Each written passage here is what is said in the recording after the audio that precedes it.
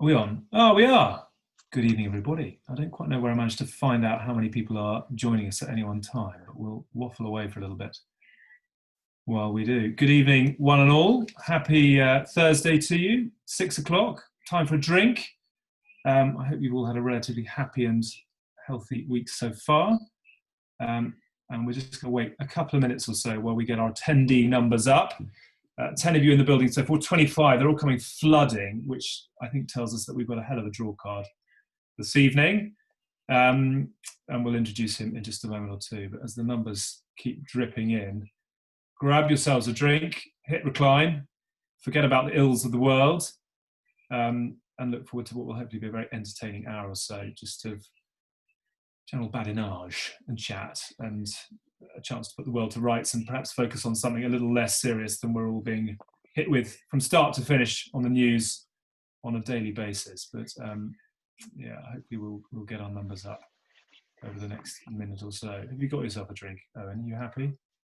I'm actually very happy. I just have a water at the moment. Yeah, it's some sort of isotonic Lucozade, no doubt, to keep. Well, actually, given that it's Ascot week and Thursday Gold Cup, it's normally a different texture to the drink, to be honest. Yeah, but I've decided water tonight. I'm a bit disappointed you're not in top hat and tails as a sort of, as a statement piece to standards, obviously, for MBN Digital presenting at home, but I'll forgive you on this occasion.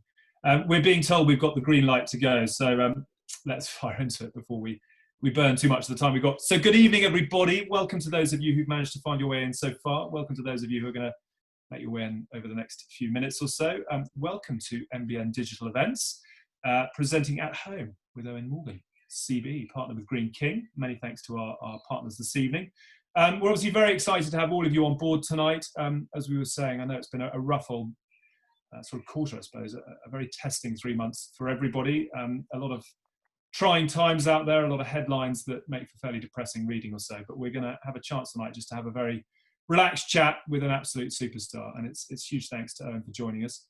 Just so that people don't get confused, this is still very much an MBN events collaboration, but they have launched, as everyone's trying to do right now, MBN Digital, boxing and ducking and diving in these current times. So this is obviously a new strand for them, and it's an online event series which is called At Home With. Once again, thanks to our partners Green King. Good to have them on board, our country's leading pub retailer and brewer, and hopefully they'll be open for business before too long. Do have a look in the chat for a link to their website if you need to know when they're open around you.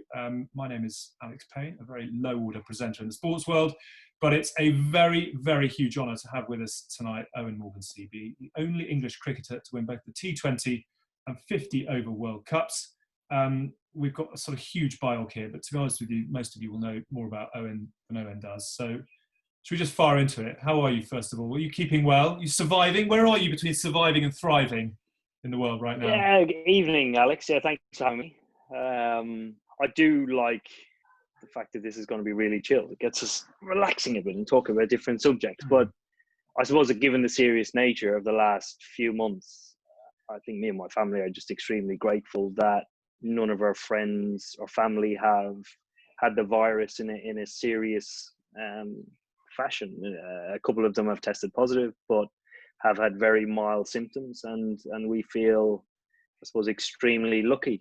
I suppose that the cherry on top for us of not being anywhere near the virus is that my wife gave birth to our first child 3 months ago, the week before we went into lockdown. So extremely exciting. Baby Leo was born, and he hasn't really met or seen anybody since. Which has been an incredibly special time for us. It's so difficult to describe the feeling. Everybody talks about it to start with, how special it is, but it really is, especially given the years that I've had and context in sport that we've had over the year. It's been an incredibly special time. I am first of all, huge congratulations. It is so nice to hear happy stories at this time, and I mean, I think I would love to know how much money you'd have paid to be given 3 months at home with your firstborn, and not have any commitments. I'm guessing you're not doing too many of the night feeds because you're looking extremely well. Is that oil of Ulay twice a day on the temples, or have you managed to use nothing actually? It's he's eating and sleeping incredibly well. Right. On top of everything else. My wife has been doing an incredible job. But our job for the last 3 months has been trying to keep him alive, and so far so good. Good So on you. Well done. How does the pressure compare of first-time fatherhood to everything else that you've been through over the last 12 months or so? I suppose I suppose you have an element of control over the input that you give in sport, whereas the other, you've absolutely no control. You hand the reins over to your wife, and they do an incredible job. Jeez, it's eye-opening to see what they go through. Um, and I suppose, given the nervous and anxious times around going into hospitals, and I suppose the virus and the pandemic hadn't been declared yet, and everything was sort of picking up, and having stages where we'd either go back to A&E for very minor things, for her to go in on her own with the baby and just manage things incredibly well. She's been brilliant. Good. I do just want to say at this point, if any of you've got any questions on fatherhood or night feeds or burping strategies, please do pop them into the Q&A box, and we'll get to those as That we normally go. tees up a massive scream outside. So if anybody hears a Perfect. screaming baby, that's all right. This is going to be a live demonstration. I want bottle feeding and nappy changing before we're done at 7 o'clock. How are you as well? How have you loved getting away from it all, or have you had an itch to get back out there? Where's the sort of the mental side of you right now? Yeah, it's not big news to anybody to know that I really I enjoy getting away from the game. And I think since I've taken over as captain in 2015, the game has an ability to sort of encapsulate is the word I was looking for. There we go. No, I like it. You, while things are going along, because you're highly involved in absolutely everything from top to toe, and that's how you want it to be. I think when you get downtime to switch off, I think it's extremely important. So this period in my life, and to be fair, Ashley Jaws, the director of cricket, and Chris Silverwood, the head coach, has just encouraged me to enjoy the time for what it is. I'm a new father. It's time to put cricket kid aside and forget where it is, but enjoy the time for what it is. I mean, I was supposed to be around for the birth, and then 3 days later, fly to India for 2 months. So how things have sort of turned around have been wonderful. And I think there's sort of when we talk about getting through and managing a way through this, particularly for us cricketers, given how much time we spend away from home, we've encouraged everybody to do the same. And I think it's been more challenging for some guys than others. You get guys that have a little bit of an addictive personality that either get addicted to the gym, Xbox, PlayStation, different things. And just once they're getting away from the game and not tearing the life out of themselves in an intense manner like they normally do, I think that they can manage this period of their life really well and come out the other side of it, chomping at the bit. Are you someone that has? I mean, obviously you've had a wonderful distraction, but are you someone who sort of needs to put your time in something? Have we got military lines on the lawn and the fence is looking immaculate and creosoted from top to bottom, or have you literally just parked life and hit recline? That's exactly what I've done. So the first couple of weeks when the weather turned, we pretty much would have a barbecue every day. Things would be very relaxed. I did have to buy a bike in order to sort of put some fires out, so the weight that was being put on was also being lost. But apart from that, I've really enjoyed my time. I suppose the only thing that I've missed, probably more so than playing, is watching live sport. I love sport. I'm a bit of a tragic when it comes to any sort of form of live sport. So having the NRL back in Australia and then the Bundesliga back has been a bit of a godsend. I know they've started playing rugby in Zealand as well, so that's great. And then racing started last week, and we had the Guineas, and then this week at Ascot. So we've been spoiled. These next 4 or 5 weeks of racing is pretty much the whole flat season condensed into one. So for a racing fan, it's very exciting. What is your passion order outside of cricket? Golf would be number 1, rugby number 2, horse racing number 3. That'd be the sort of order that I'd go into. Although I've been at some sporting events that have trumped, in that order, have trumped, I suppose, the order that I've just selected. So weeks like the Melbourne Cup are amongst the biggest weeks in horse racing, festivities. Yeah. I was in Dublin when the All Blacks lost to Ireland. It's nearly 2 years ago now, November 2 years ago, probably. So like days like that on the sporting calendar, you're just lucky to be there. Yeah. So I went through a stage of really missing live sports, so I ended up watching a lot of highlights. I sat there with little Leo watching Brian Lara churn out runs, watching Frankel smash the Guineas by 14 lengths, like just a lot of YouTube for quite a while. There's been a lot of nostalgia around, actually, hasn't there? It's been a lot of fun delving back through the archives. What's fascinating, though, is hearing your enthusiasm for the sporting events that you've been to, and it leads very nicely onto some of the sporting events that you've starred in. How do you reflect on, I suppose, the last 12 months and in particular events of whatever it was, September last year, August? When was it, actually?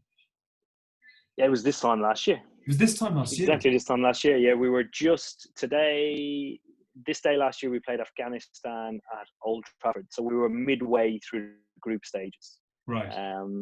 And I suppose this time has allowed me to reflect and actually watch the tournament from start to finish and have an honest reflection on how we went and the learning curves that we went through, because things didn't go plain sailing at all. They didn't. I suppose going into the tournament, being number one in the world, having had the best possible preparation, you had everybody in form, you had 2 or 3 fast bowlers at your disposal. Things were really gearing up to be the perfect preparation. But we ended up losing games against Pakistan, Sri Lanka, Australia, and we're almost forced into a position where there was nowhere else for us to go but resort to the positive nature in which got us to number one in the first place. Those high scores that we always posted, we didn't just do it playing conservative traditional cricket. We did it in our own authentic way, in which we grew a huge identity over that 4-year period.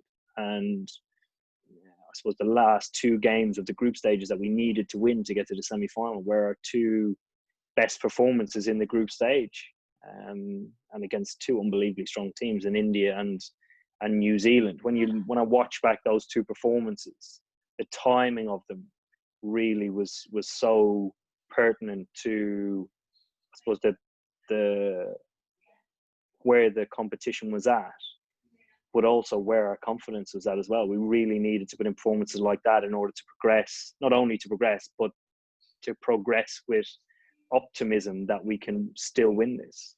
And I think that was epitomized in the semi-final against Australia. We absolutely hammered Australia, and I've no qualms in saying it, because it's Australia and we love playing against them. But when you produce some of your best performances against them, it makes it all that much sweeter.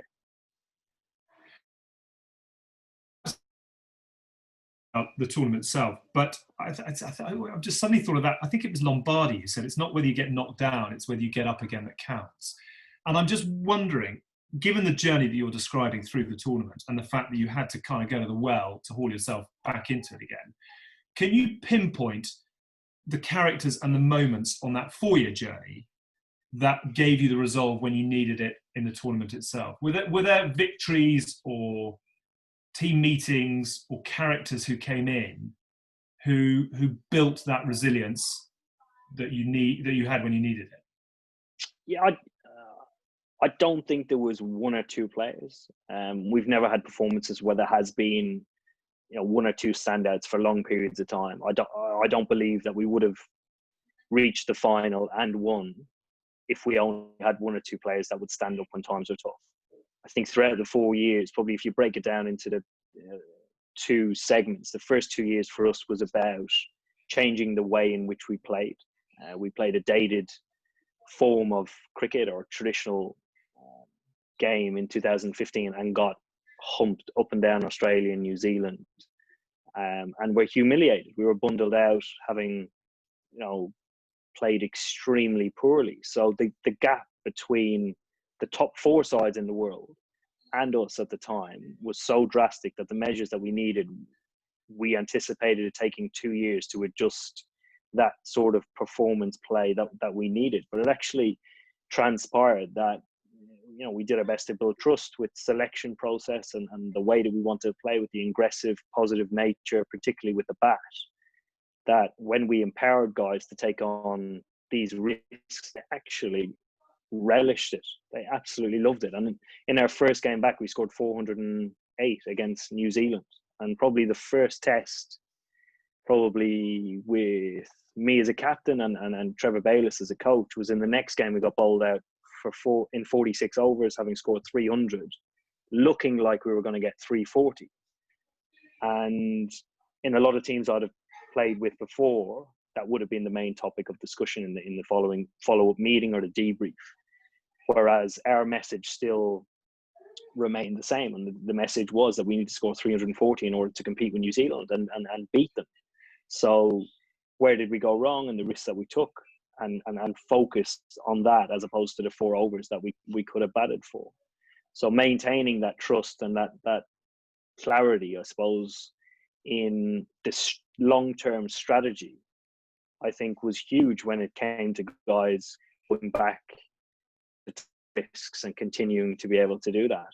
And I'd say that the culmination of the first 2 years was when we reached the semi-final against Pakistan in the Champions Trophy in 2017, and we were beaten off the park by a better team.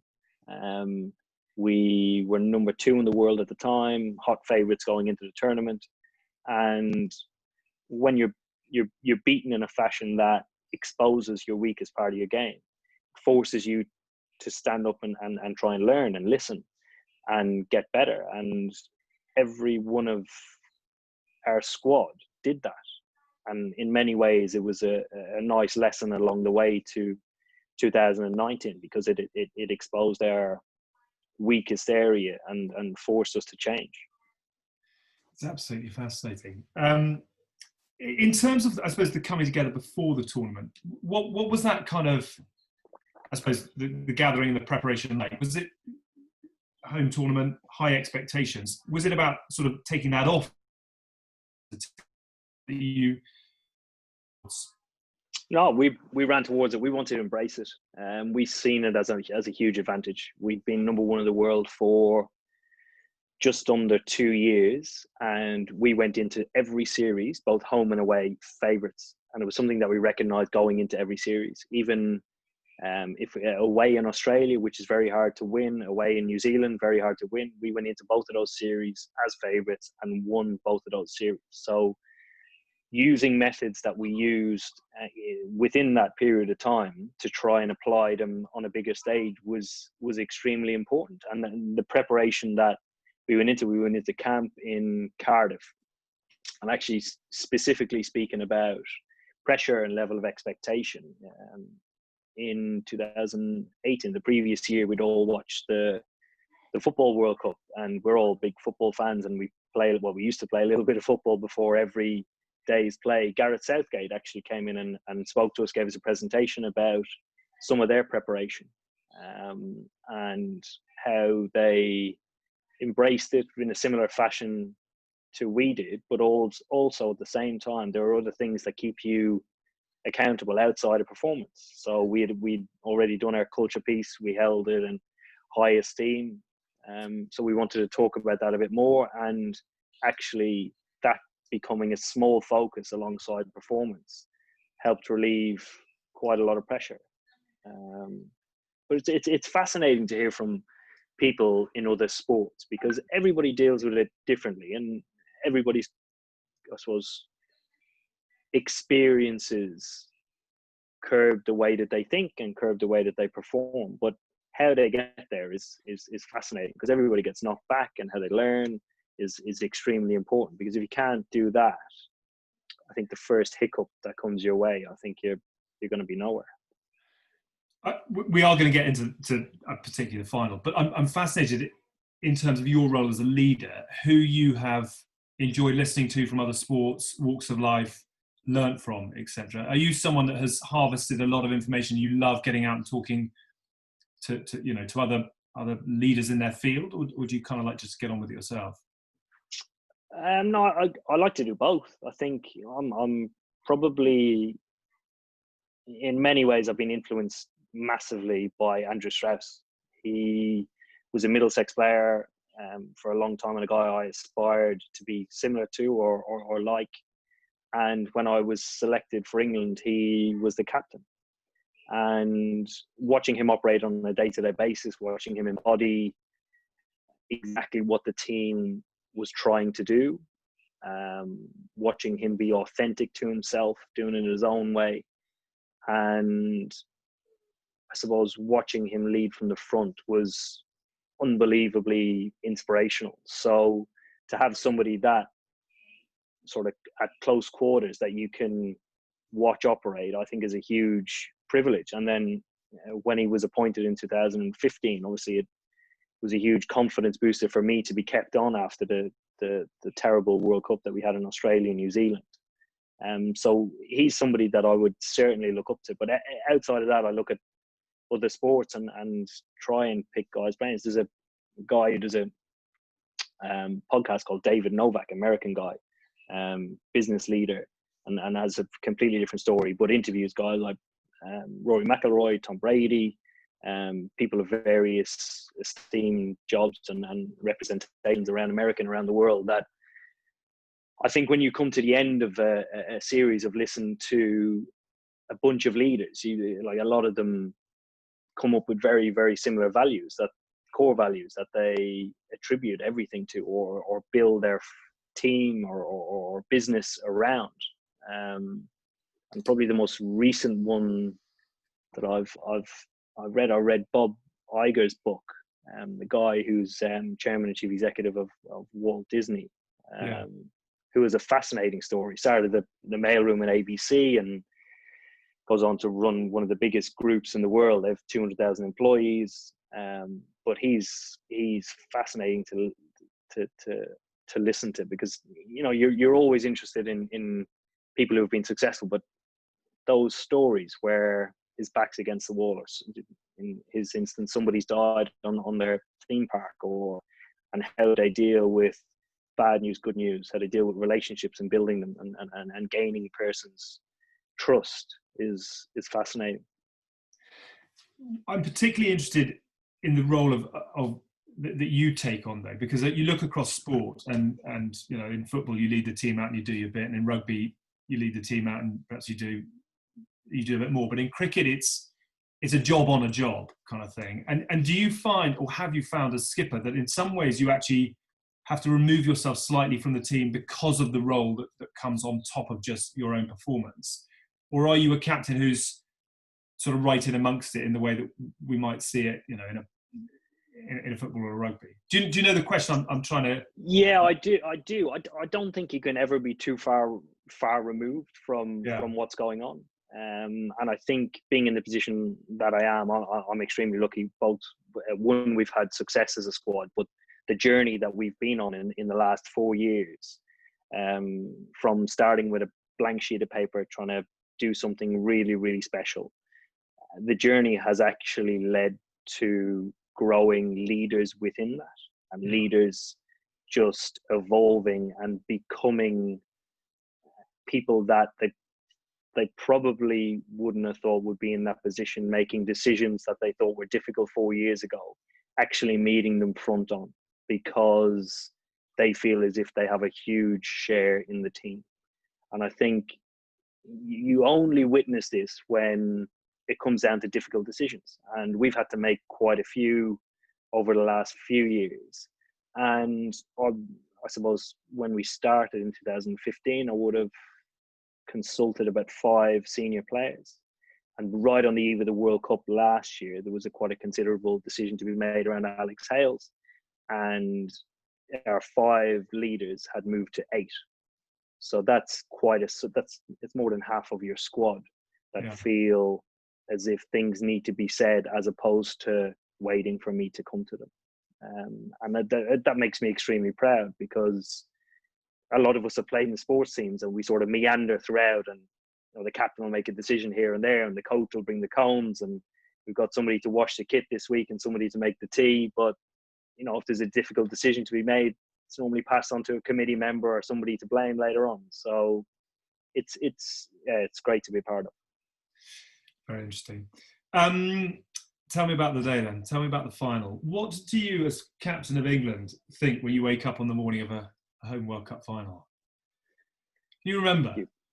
I can, yeah. You're incredibly excited. I woke up early. I slept well. I woke up early, and I couldn't believe that I slept well to start with, because the day before, it was an extremely busy day before, more than usual for obvious reasons. But you just want the day to hurry up and get there. You are ready for what's about to happen. I'm sure both teams felt the exact same. You get to a stage, you've been driving towards it for a long period of time, and you just want to get there. And I remember waking up thinking, when I've woken up early, it was like, what am I going to do? How am I going to kill time? So I got changed, got ready, and went downstairs to breakfast. And Ashley Giles, who was the new director of cricket, was suited and booted at 7 o'clock in the morning, first down to breakfast. And that actually made me relax a little bit, because he looked an absolute bag of nerves.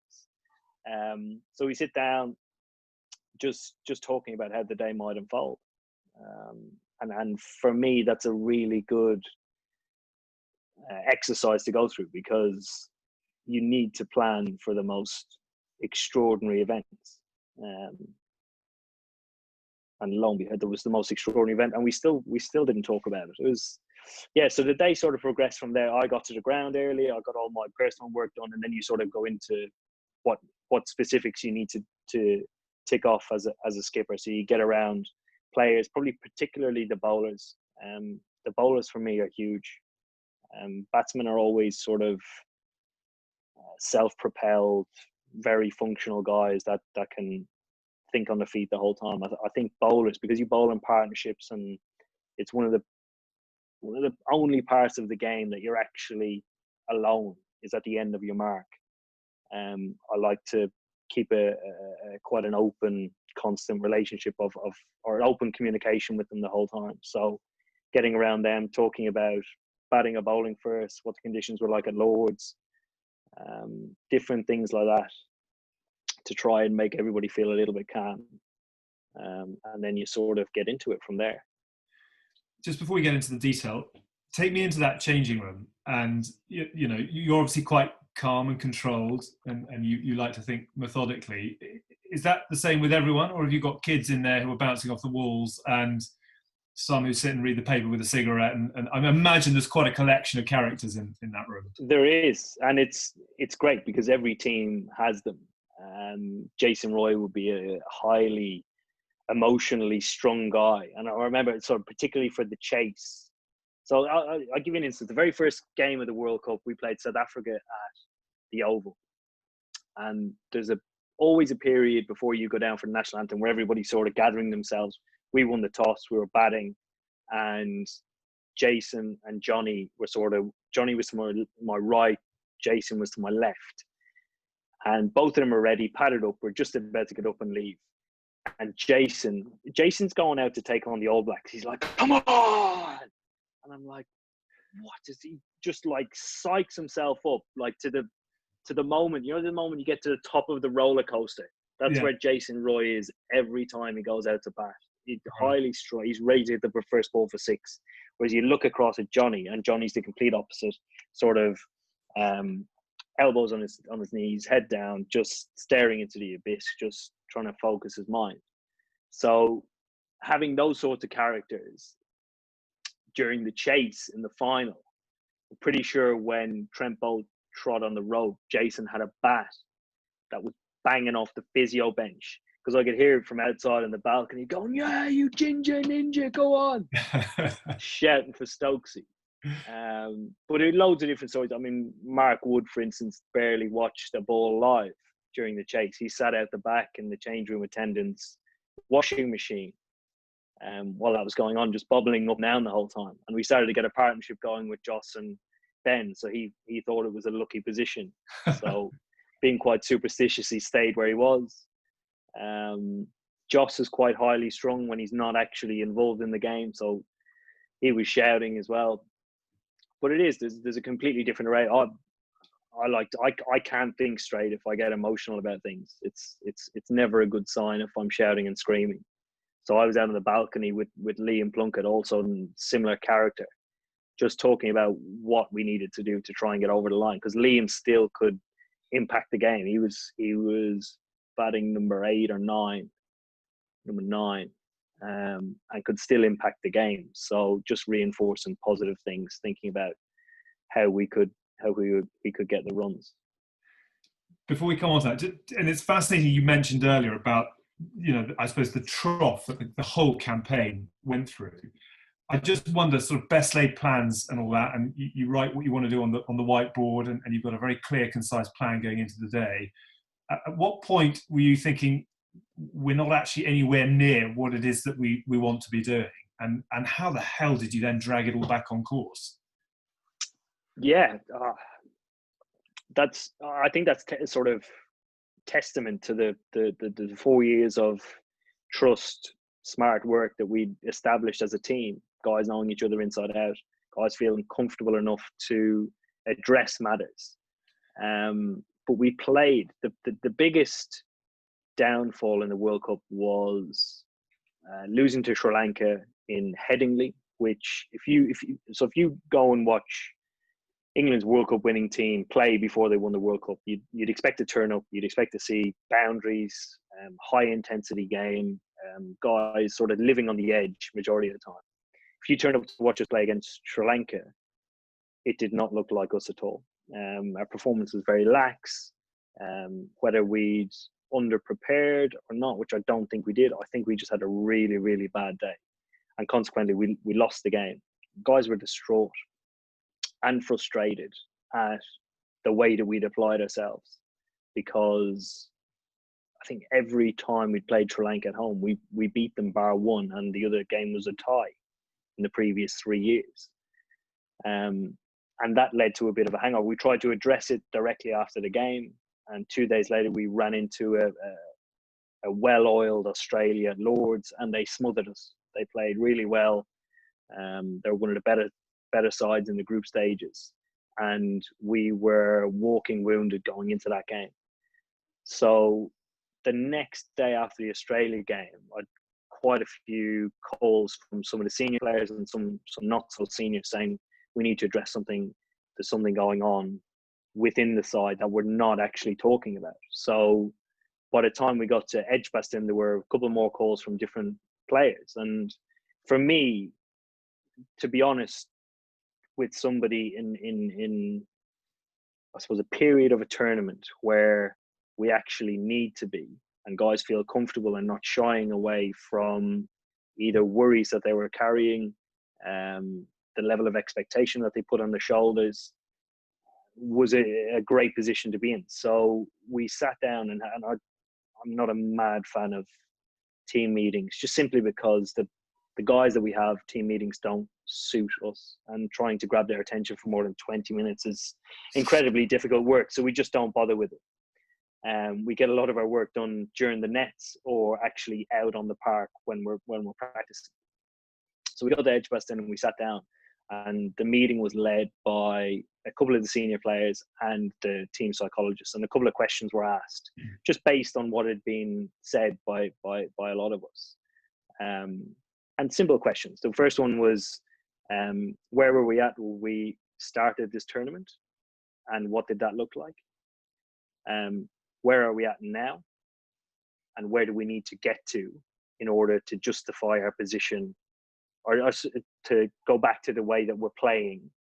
What do we need to re-engage with? So you're going back for a little bit, looking at what the number one side in the world do. Then you're taking the guys into the present, and then mapping away in order to try and win the next 2 games. And trying to give that clarity to clear guys' heads was actually, it worked. I've never seen a team meeting work so effectively so soon, because everybody spoke in the team meeting. Our coach, I think, said one sentence, but I can't remember the sentence that he said. But there was, yeah, it was. No, there was genuinely, no, it wasn't. It was actually really positive. But there was some inspiring stuff by some of our players that were carrying around the weight of the world on their shoulders for no reason. And when almost everybody heard what everybody had to say, it gave a level of understanding that we probably didn't have in the two previous games. And the next day we played India and played unbelievably well. You talk about trying to re-engage with the positive, aggressive way in which we play. We smashed them everywhere, and then went on to beat New Zealand in Durham. But those two performances that I mentioned earlier were sort of a product of that meeting. But how did that translate, and those learnings translate into the day itself? Right, I can't imagine you throughout the course of that day felt terribly comfortable and in control. And therefore the question is, when it's not going the way you want it to go, how the hell do you find a way through to get the result you need? Yeah, the one thing about the World Cup final was that neither team were so much further ahead or so much further behind that it took that much to get back. So it was quite a cagey game, mainly due to the wicket that we played on. It was a terrible wicket. And I think it just brought the two sides closer together, which made for an unbelievably tense contest throughout the day. But there's one moment in the game that stands out as the biggest moment, and it was when Ben hit the ball down in front of the pavilion and Trent Boult caught the ball and then stood on the rope. That's in the 49th over. If Ben gets out then, it's game over. Game over, done and dusted. We can't chase down the runs. The ball doesn't hit the bat the next over, nothing happens. It's New Zealand's World Cup. So that's the only moment in the game that I thought we're gone here. Because you can see that where we're sitting is sort of far right from where the catch was. And you can't always get a good view of the fielder because it's a straight line and Lords is a bit wonky. But when the ball's in the air, you're thinking, that's not making it, that's out. And it spent a long, long time in the air. And that was the first time I thought throughout the day that we were dead and buried. I don't know how the hell, as an elite athlete, you are able to ride. I mean, I've never watched a sporting event that had as many twists and turns as that. There's been unbelievable drama, but I've never seen anything which yo-yoed quite as dramatically as that did. And I just wonder how the hell you are able to compartmentalize that, if you can. It's something that I work extremely hard on, and it relates to me personally, because if I don't, things, like I mentioned earlier, things get on top of me and cricket doesn't become important. And that's quite sad for me to say, because cricket's the love of my life. It's like the biggest thing that's ever happened to me. It's given me so many opportunities in life.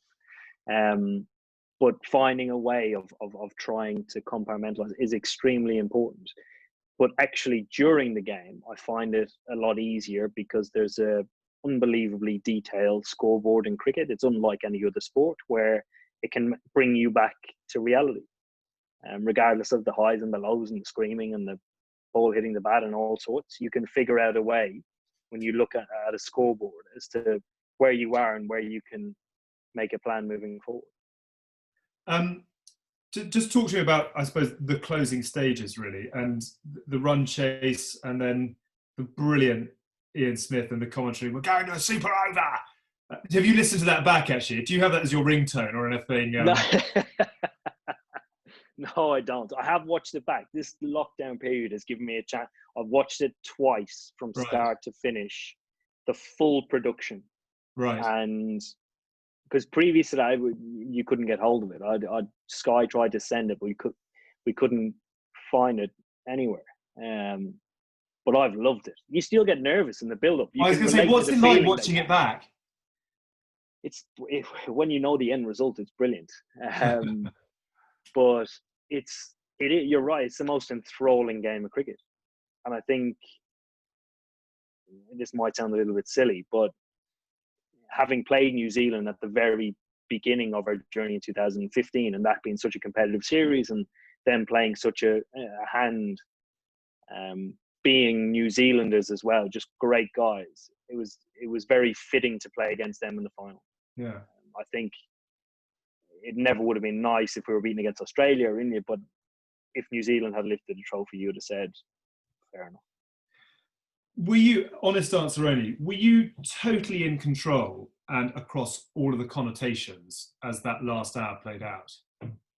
No. 4 No, years the of umpires planning. weren't. So we started talking about a super over when it got to the final over. And Just after the first two balls, so the first two balls of the 50th over were dot balls. Ben Stokes hit him to extra cover, and one of the smartest bit of plays I've ever seen, didn't run. He had Adil Rashid down the other end, and he was like, no, I need to face all these balls in order to get these runs. And it was genius. Hitting to the short side, Trent Bowen bowling, and we'd sort of stopped talking about it past that. The next ball went for 4, and the further ball went, the following ball, I think it was the fourth ball, went for 6 off his bat. And then we started talking about the super over again. TV was like, it's 100% a super over. We're going to be batting first. And I was like, okay, well, we should win the game. We actually thought we were in a position to win the game.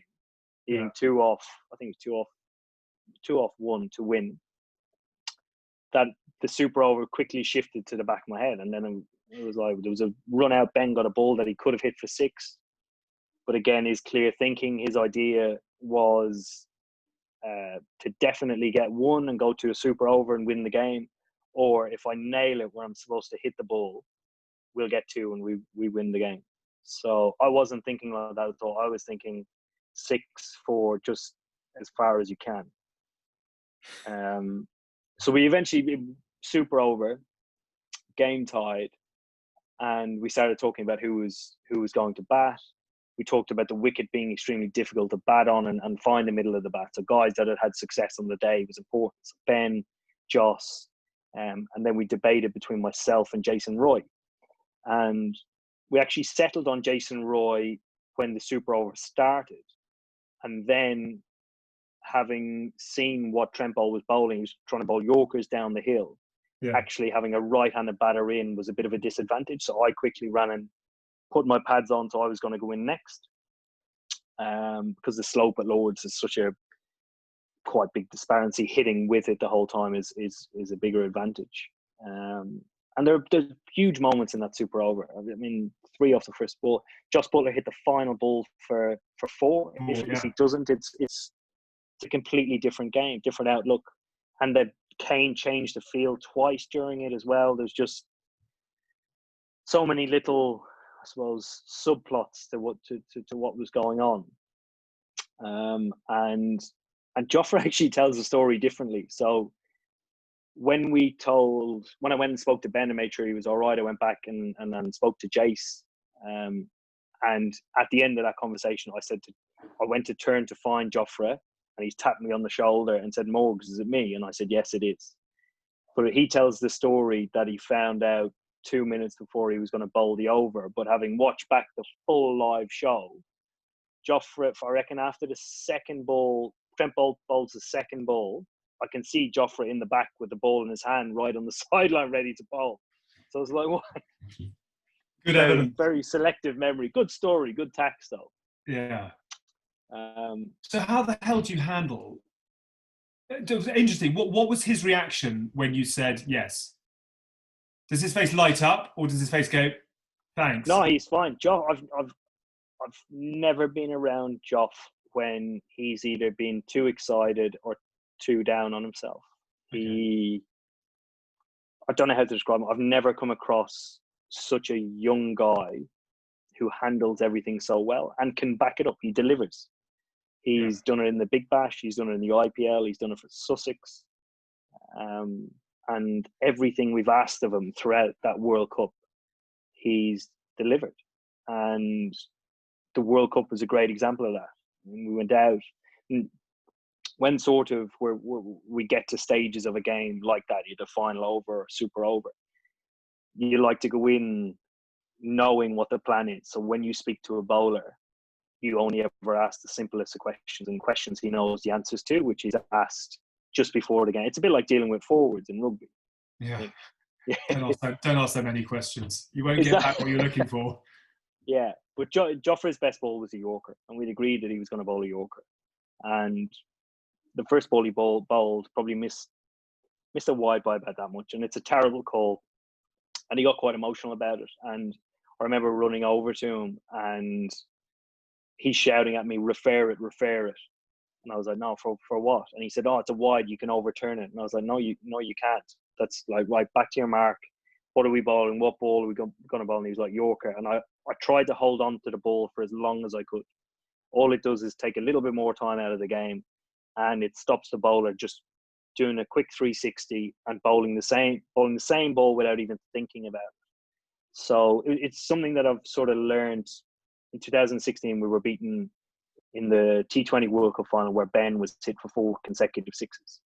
And back then I thought that I was taking time out of the game, but having watched it back quite quickly after the tournament, I didn't. And one of the reasons I didn't was because I didn't have the ball in my hand. So sort of learning as I went on was obviously very important. But Joffrey, again, taking his time, re-engaging with exactly what was happening, responding to what I was saying, listening, and then delivers a good Yorker that goes for 2. But there's, I suppose you can go through the 2 to long off James Vince, 2 to Jason Roy at mid wicket that was fumbled. Then there was 2 to Jason again that was thrown to the wrong end. You can go through the 6 that was hit almost immediately after. Well, I think it was second ball, third ball. Third ball, I think. Yeah. And there are instances there where there are questions asked about this young guy who's in his rookie year in international cricket, and he comes back with. So after the 6, we thought it was New Zealand's game to win, so we decided to change what we wanted to do. So we went to his second best ball, which is bouncer. He didn't quite get his bouncer right, but the ball went to short cover that Joffrey ran, picked the ball up, and didn't throw the stumps down. If he'd have gone to throw the stumps down, I think they needed 2 to win. That was the 5th. That was the 6th ball because it was a wide. But it would have meant Gupta was on the non-strikers end for the final ball, and they needed 1 off 1. So for a guy not to throw the ball, compose himself, and get ready for the next ball, I think is a nice indication of how his headspace is at for such a young guy. It is absolutely fascinating. It really is. And I'd never even begun to think about just taking the steam out of the game before like that. It's incredible. So then the final ball, absolutely to plan, or Christ alive, you got there. Yeah, I'd say absolutely to plan. Given the circumstances, we set a really weird field because they only needed 2. We needed an extra fielder over to the leg side. Joe Root went and stood on the ring on the leg side, just in front of Jason Roy. So it meant that actually the whole of the offside is open. There's nobody on the boundary in the offside. There's 3 fielders there, and we sort of said we're going to try and jam it in at leg stump Yorker to try and make him hit to the leg side. It's the longest side in the ground, and he might give himself room. And when you look back at the piece of bowling, again, from a guy who's so young, it's a brilliant piece of bowling. Guptill goes to give himself a little bit of room. Archer jams it in.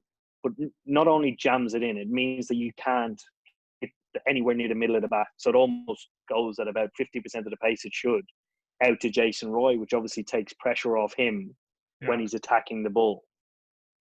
And I remember watching him attack the ball, thinking he's thrown one to the wrong end and he's fumbled the other one.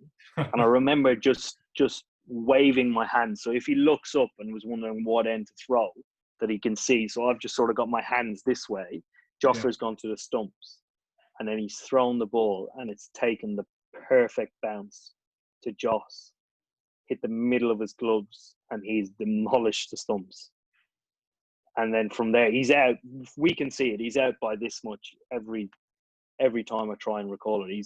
He's miles out, and it's just mayhem unleashes itself. It's incredible. We were just running around like school kids, do as like 7-year-olds.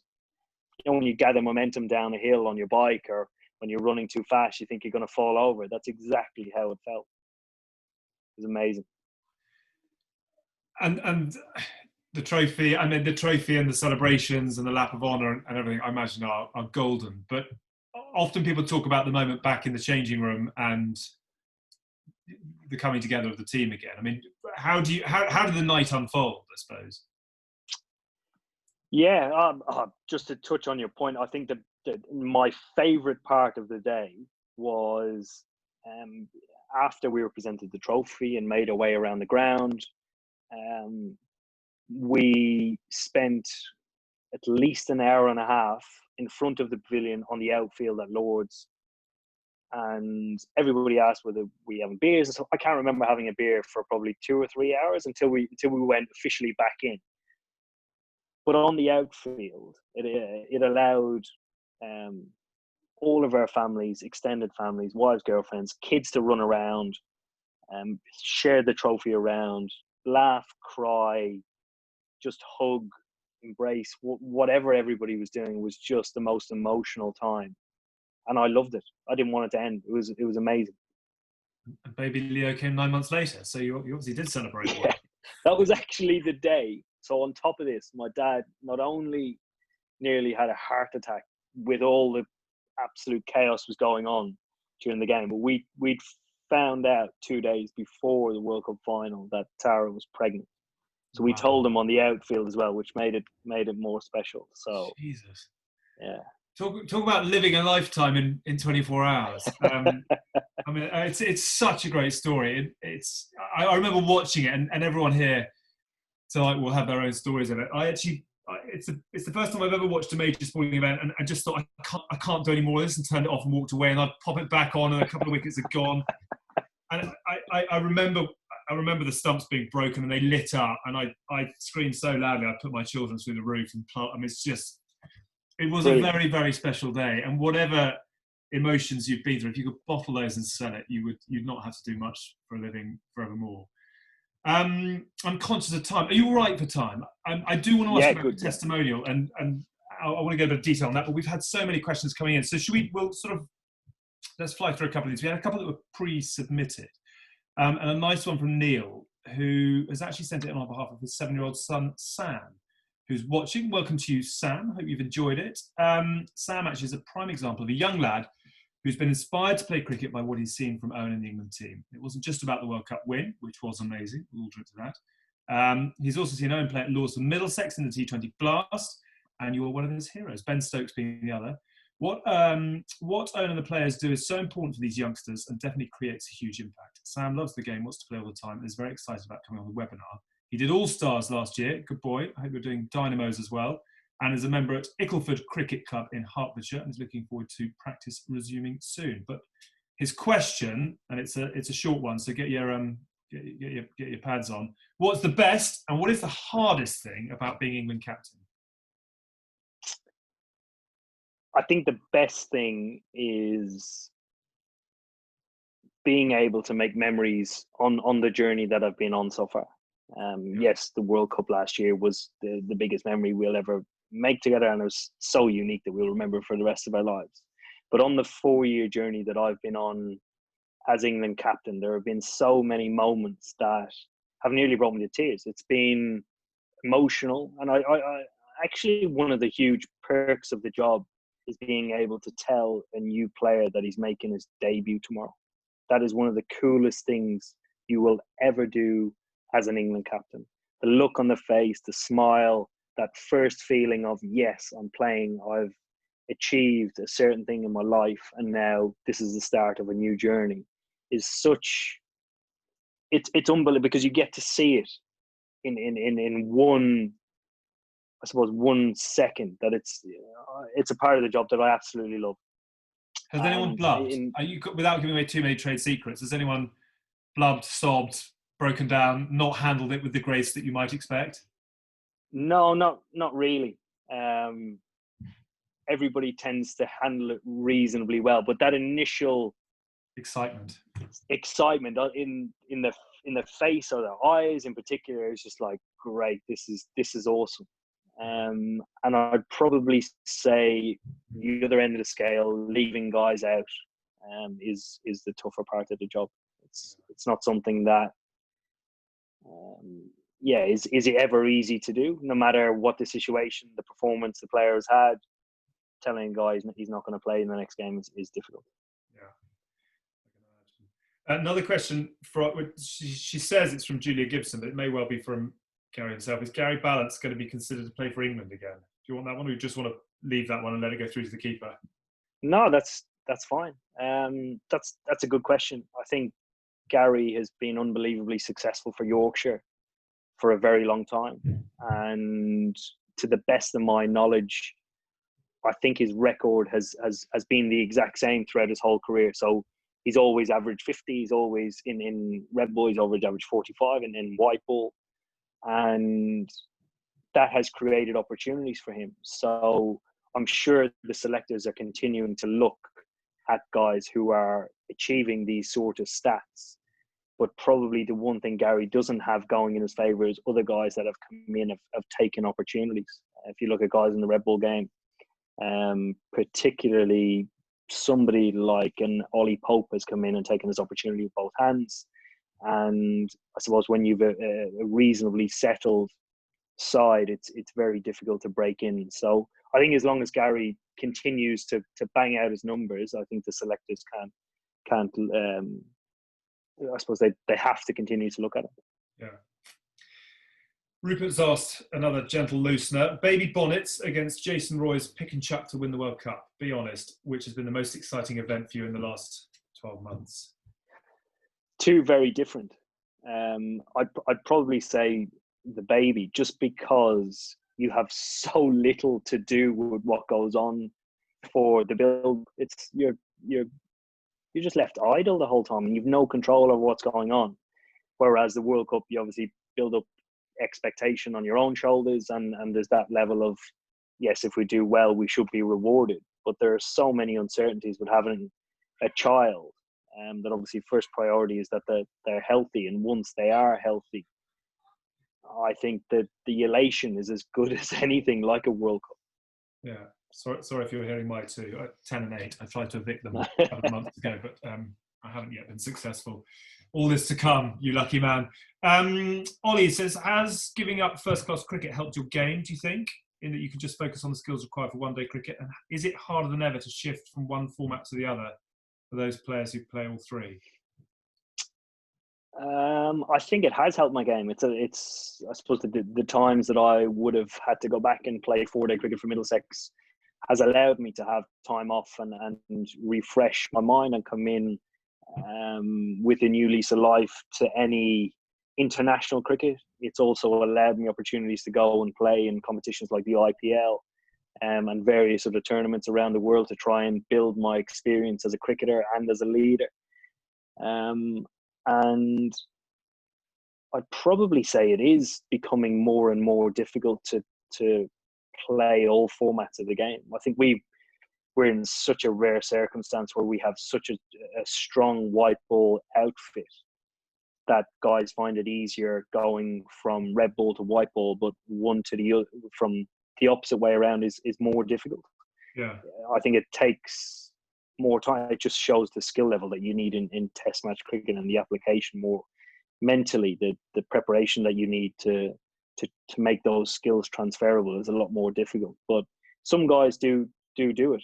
You look at Ben, Joss, Chris Wokes, Joe Root. You look at other countries and probably the best players in the world. They find a way of doing it. Steve Smith, Vera Coley, De Villiers, Kane Williamson. They all find a way of doing it. So it is possible. It's just finding a way of managing it.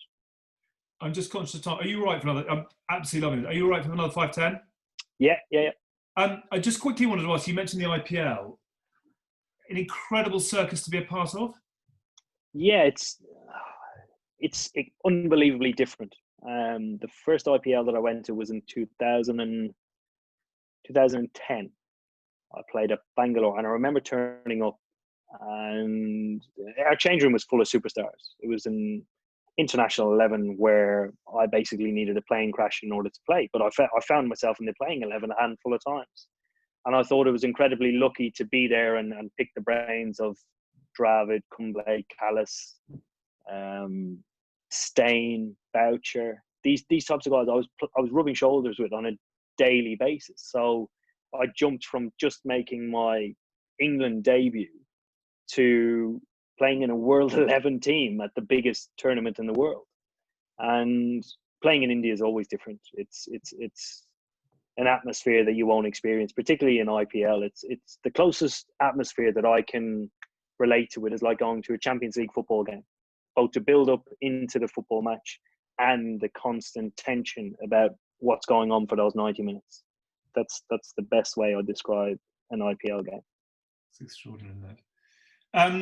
Herman says, when did you realise that you'd like to do this for a living? And I'd love to sort of elaborate on it. Do you remember the person who said, you've got something here, and if you go for it, you could make it? Do you remember that conversation? Never really had anybody say that to me. I remember this is how cheeky I was as a kid, or overconfident. I remember when I think I was about 13, I had a conversation with my dad, and things started to get serious. I was playing on the 15s, 17s, and 19s. So I was playing quite a lot older age group. I'd just started playing men's cricket as well. And my dad sort of said, are you looking to make a job out of this? What are you looking? And I said, well, I'd love to play test match cricket. And he said, okay. And he said, there was a new national coach that just came in Ireland. His name was Adrian Burrell. And I played Ireland under 13s, 15s and 17s. At the time, that was it. Hadn't played for the national team. And he called a meeting with this national coach, my dad, 13-year-old Eoin Morgan right beside. And he said, hi, Adrian, you don't know me. My name's Eoin Morgan. This is my son, Eoin. Eoin wants to play test match cricket. So we see his future being in England. We just want to let you know. So if anything ever happens, we can't say you didn't hear it. And to Adrian's credit at the time, I remember him saying, wow, you guys are very, very ambitious. Ireland will get there one day. And my dad stopped him mid-sentence and said, I don't think they will. Wow. Yeah. How do you reflect on that now? Yeah, I'm not sure how to reflect on it, because I suppose it keeps me accountable from such a young age. I've said that I'm going to do something, I want to do something. But I have no doubt that probably in the next 2 or 3 years, because I developed quite quickly as a teenager, skillfully, I actually ended up playing with the Ireland senior team as a 16-year-old.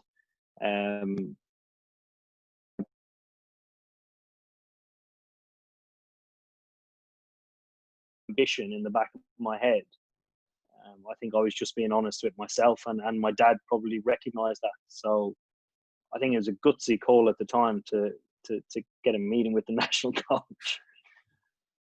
Well, yeah, but that's, I suppose that is part of what's made you who you are and where you've got to. A couple of others. Michael asks, what's the coaching environment like? Are you coached around decision-making, self-reflection, as well as drills? How much time do you spend on the mental side of the game? Yeah, I think cricket is a bit more advanced when it comes to having traveling psychologists or guys feeling open enough to talk about difficulties that they're going through. And I think a huge part of that is because we spend so much time away from home on the road together. We almost feel close enough to be a family, and people are well aware of the mental risks that come with spending a significant amount of time away from home. So when it comes to addressing things and how you're feeling within yourself, I'd say we're reasonably well educated. I think when it comes to leaders in any sport, probably particularly cricket, because you play quite an integral role, we're not as well equipped as we could be. We probably wait for the players at a young age to be awarded either the captaincy or make a significant step before we could educate them a bit more. And it's something that we're going to be working on over the next few years, certainly at an academy level, at an underage level, nationally, to try and educate guys in making decisions and teach them some framework around how they could go about it. Good line and length from Ed, who says, is there a way back for Alex Hales for the T20 World Cup, or is he in a similar way to Peterson, lost the trust of his teammates and management, and best to keep him away from the squad? It could do more harm than good to have him involved. Again, you're very welcome to leave that if you would like. No, good question. Obviously, what Alex's situation is completely different to anybody who has ever been in that situation before, just simply by what happened on the eve of the World Cup. Alex testing positive for drugs for the second time in his career. We felt unbelievably let down as a side, coming towards the pinnacle of an Ashes summer and a World Cup summer. So I think there is a route back for Alex, and that there is, like, when there's a breakdown in trust, we can talk about many different ways of gaining it back, but time is always a good healer. And how long that time is, nobody knows. It's going to be down to the selectors. They make the job, or they make the final call on the job. But obviously, as the captain and the representative of the players, I feed back what all the players' opinions are.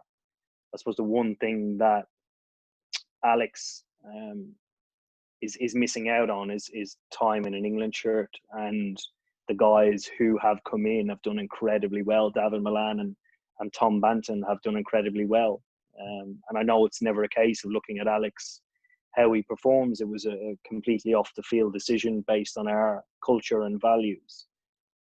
But you do have to look at other players that come in and take opportunities as well.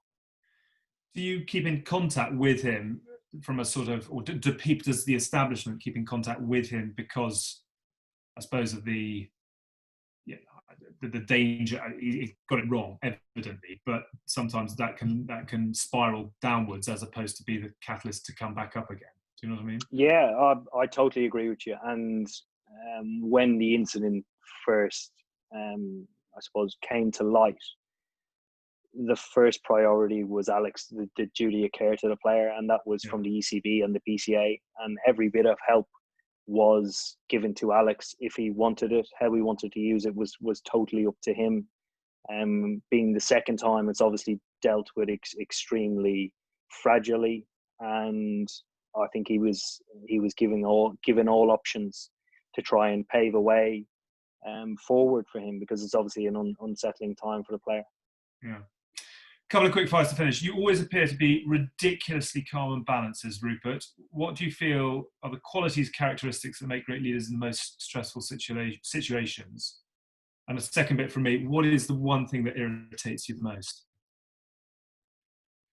I think the biggest strengths you can hold as a leader, I think they're probably a few, and everybody's values and characteristics will be extremely different, which makes the first one all the more relevant. The first one is you have to be authentic. You have to be yourself.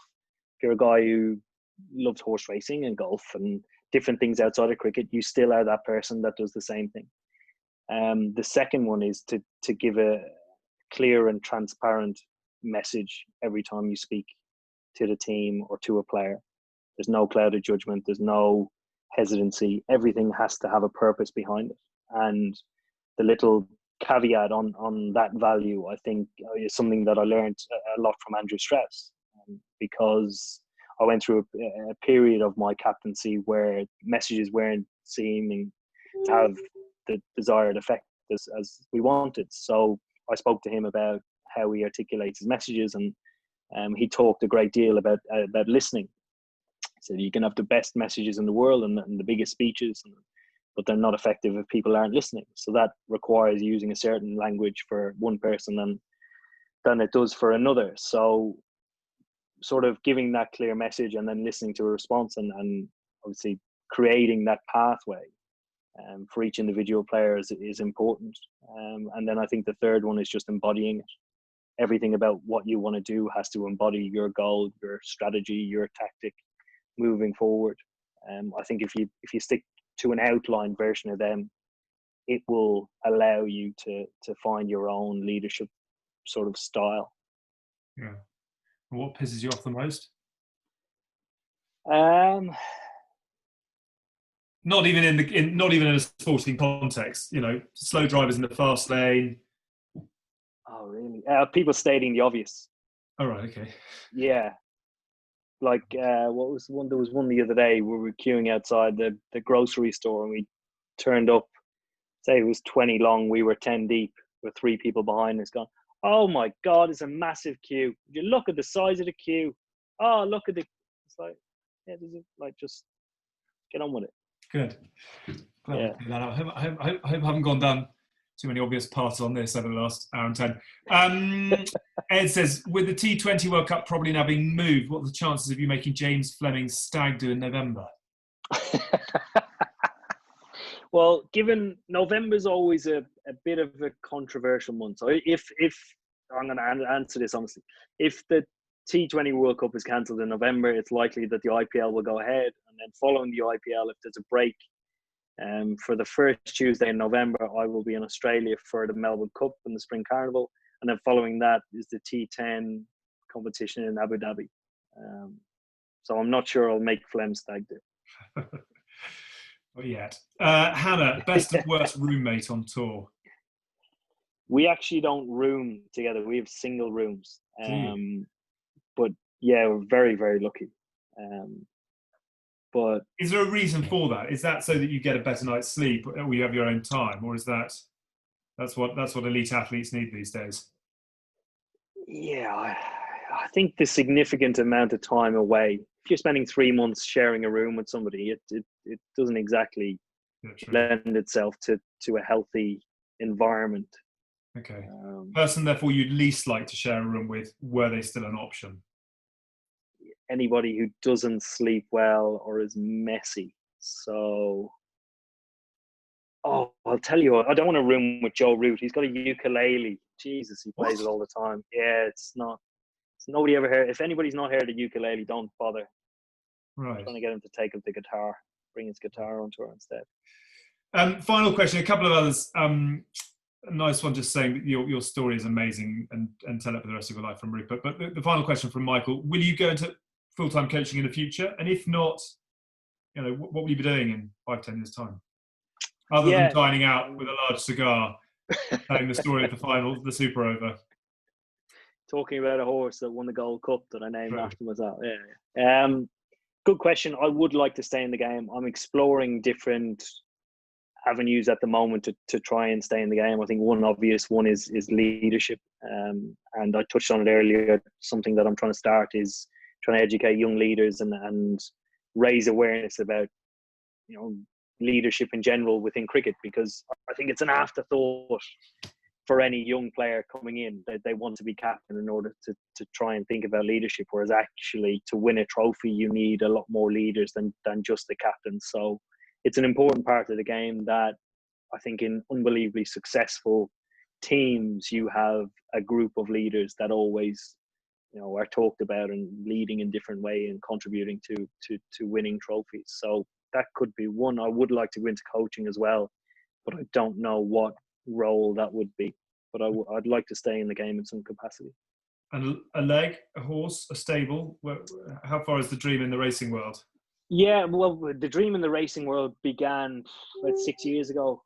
We had a horse called Elysium Dream that was an absolute beauty. She actually ran at Royal Ascot 3 or 4 years ago on the Chesham Stakes and ran fifth, ran really well. She was brilliant for us. She won a handful of times. At the moment, of 2 down in New Zealand that will hopefully go to Australia for Spring Carnival. And I've a jumper with Nicky Henderson at the moment. This is a cool story. So a guy, friend of a friend, we caught up with after a T20 game for Middlesex last year, 2 years ago. And he said to me, if we win the World Cup, he would name a horse after me and give me a share in it. So we bumped into each other towards the end of last summer. And he'd had a few drinks when he did say this, so I didn't expect anything. He came straight up to me and said, I've already spoken to Nicky. He has an eye on a horse. We're going to call him Captain Morgs, and he's hopefully going to run next year. Very cool. That is very cool. I hope it brings home the bacon in great drama and sort of. I'm sure there'll be all sorts going on, but it'll get there in the end. And Michael's just finished off by saying how much he's looking forward to reading your book on leadership in the future. It's been an absolute privilege. Just before we go, tell me about the testimonial. Where are you at with that? What's the news? Yeah, so the news at the moment is that everything hopefully will be postponed until next year. It was a night that we were really looking forward to, which would have we'd sold over 700 tickets. The support for it had been absolutely phenomenal. It was going to be it genuinely was going to be such a night of celebration that there was a huge amount of disappointment. But in the context of what's happening, hopefully next year we can get it back on track and we can have an unbelievably fun night. Does that include Joe Root on ukulele, or is he banned from? Joe, actually, well, if we get him on the guitar, he's not bad on the guitar, and he's been known to crash a few weddings. So we can get him on stage, definitely. Good. It's been I've like thoroughly. It's been so nice to talk to someone very eloquent about a different sport. I'm so used to talking to rugby players who grunt and groan, and it's been so insightful just from the day itself, but also a lot to take from it. You've probably got to go and look after Leo now. Is it bath time? Yeah, it's just bath time, I think. Bath time, right? You're going to do that. You're a superstar. Thank you very, very much indeed. It's been brilliant. Look after yourself. You're back in on Monday as well, aren't you? That's right. Good. Back in Monday, hitting some balls. Got to find the kit bag between now and then. Yeah.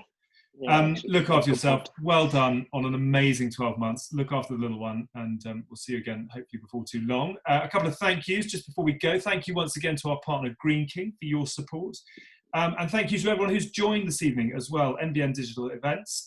Many more exciting at home with webinars to be announced in the next few weeks, so be sure to look out for the MBN Events emails to ensure that you secure your tickets. There's also a sports quiz next week, Wednesday the 24th of June at 7:30, streamed live on YouTube and hosted by the fabulous David Flatman. So do get involved in that if you're not already. Should be great fun, and take a look at the MBN Events Instagram and Twitter for more information. Owen, look after yourself. Thank you very much indeed. Be good. Thanks, Alex. Pleasure. Thanks, guys, for tuning in. Great fun. And we'll look forward to seeing you all very soon. Look after yourselves in these mad old times, but from all of us, enjoy your evening and bye for now.